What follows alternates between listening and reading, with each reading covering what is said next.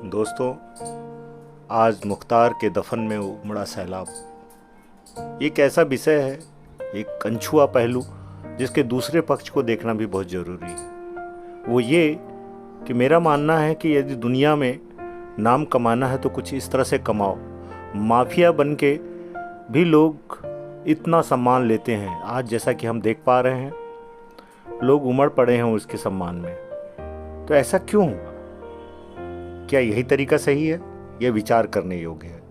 और सच पूछिए तो सम्मान हमारे लचर कानून ने भी उसे दिया है। लाखों करोड़ों उसके ऊपर खर्च किए गए, ये जानते हुए भी कि वो एक तरह से ऐसा दरिंदा था जिसके उदाहरण सामने हैं।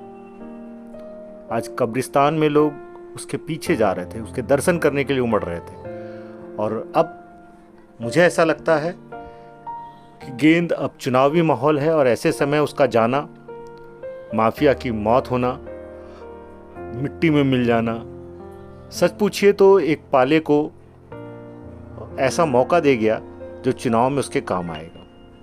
तो ऐसे ही लोग लचर कानून में उनके परिवार वाले ये जानते हुए भी उनका बेटा इस बात के लिए खफा है कि उनके अब्बा के साथ क्या हुआ, जबकि उनका दूसरा दिल ये जान रहा है कि उसने किया क्या।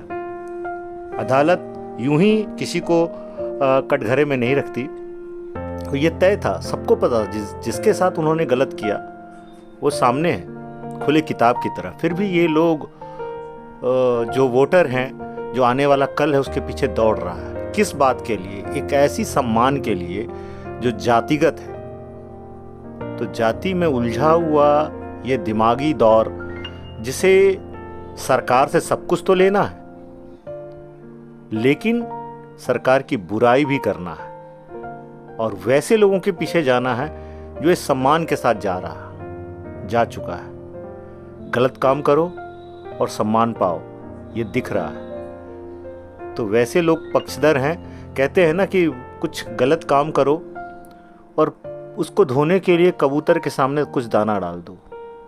तो ये वो कबूतर है जिसको उन्होंने कभी दाना डाला था, आज उसके लिए सम्मान दिखा रहे हैं, आंसू दिखा रहे हैं। तो वैसे लोग को इस दुनिया में किस तरह का उनके साथ हिसाब होना चाहिए ये मैं तो नहीं जानता, लेकिन आप जैसे लोग अगर शांत बैठ जाएंगे तो इनका हिसाब करने के लिए आपके पास एक सबसे बड़ा मौका है, वो है वोट। या यूं कहूँ तो मुझे लगता है कि सरकार भी कुछ हद तक ऐसे लोगों को पालती है, क्योंकि अगर किसी फिल्म को हिट करना हो तो उसमें विलेन अच्छा होना चाहिए, तभी वो फिल्म चलती है। तो मुझे लगता है कि एक ऐसा विलन था जो आज मिट्टी में तो मिल गया, लेकिन अपने पीछे सरकार के साथ इतना बड़ा सम्मान ले गया मरने के बाद। जीते जी उसने क्या किया, ये रोज़ टेलीविज़न में एक आम आदमी की चर्चा नहीं होती है, लेकिन ये खास आदमी की तरह रहा, जो जेल में मछली पालता था, बैडमिंटन खेलता था और हिसाब किताब करता था। वो जो भी हो मुझे तो नहीं मालूम, लेकिन एक मेरी विचारधारा, एक आम आदमी के नागरिक के तहत मैं जो देख पा रहा हूँ, हर कोई इसे देखकर, इस सैलाब को देखकर चाहेगा कि मैं भी खास आदमी बनूं इसी की तरह।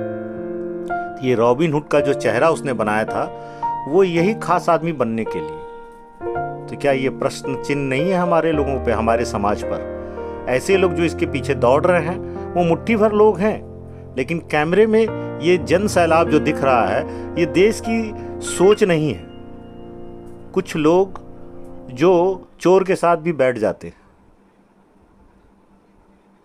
वो वैसे लोग हैं, और ये अपने धर्म को आगे रख के अपने आप को छिपाते हैं।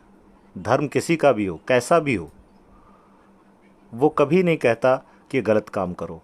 लेकिन ये जो किंगपिंग बनकर लोगों के साथ इसने जो अपना साम्राज्य फैलाया और उसके पीछे जो अपना परिवार छोड़ गया, आज उसी रास्ते पे और उससे दो गुनी वेग से चलेंगे, और फिर एक नई क्रांति को, ऐसी क्रांति जो समाज में गलत बातें फैलाएगी। तो ऐसे लोगों को हमारा मीडिया भी सुलगाता है, अपना टैरिफ दिखाने के लिए, अपनी बात रखने के लिए सारे तमाम कैमरे उसके पीछे घूम रहे हैं। क्या ज़रूरत थी ऐसे कैमरों को जाने की? तो मैं तो ये कहता हूँ कि इसके दूसरे पहलू को देखा जाए कि वो ऐसा सम्मान, ये वो पहलू है जिससे समाज इसकी अच्छाई की नहीं, इसकी बुराई की बड़ाई कर रहा है, जानते हुए भी, जबकि उसका दिल, उसको पता है कि इसने क्या क्या किए हैं। लेकिन देखिए, ये जन सैलाब उसी का है। कुछ मुट्ठी भर लोग उसकी इस ताकत को, उसको राजा बनाने में तुले हुए हैं, जबकि वो राजा नहीं था। वो ऐसी मौत मरा जिसका कोई भी वर्षों में चिंता करना नहीं चाहेगा, उसकी बात नहीं करना चाहेगा। ज़रा जाके पूछिए उन लोगों से जिनके ऊपर बीता है। तो जिस परिवार पे बीतता है वही समझता है, बाकी लोग तो तमाशबीन हैं। तो ये तमाशा देखना बंद करें और ऐसे लोगों की चर्चा बंद होनी चाहिए। अब सोच